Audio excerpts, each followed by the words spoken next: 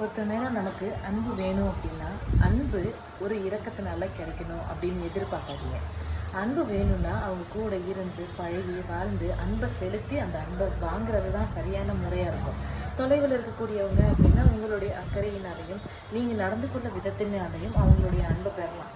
அதெல்லாம் விட்டுட்டு நான் இவ்வளோ கஷ்டப்பட்டேன் தெரியுமா, இதை பண்ணேன் தெரியுமா, என் வாழ்க்கையில் இப்படி இருக்குது, நான் இத்தனையெல்லாம் பண்ணேன் அப்படின்னு எதையாவது ஒன்று திருப்பி திருப்பி பேசி வெறுப்பை ஏற்படுத்திட்டு அன்பை எதிர்பார்க்காதீங்க.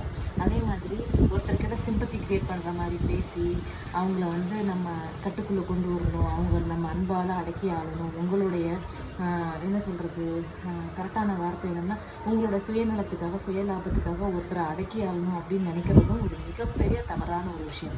அன்பை பெறணும் அப்படின்னா அதுக்கு ஒரு அழகான ஒரு கதை சொல்லுவாங்கள்ல, ஒரு பறவை உனக்கு பிடிச்சிருக்கு அப்படின்னா அது சுதந்திரமாக பறக்கிறது.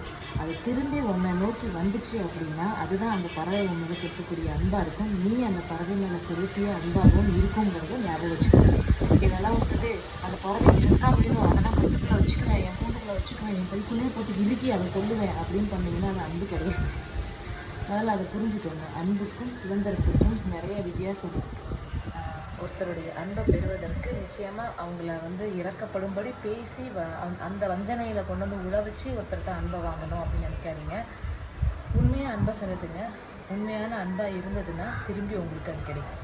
மறுபடியும் வேறு சந்திக்கலாம். நன்றி.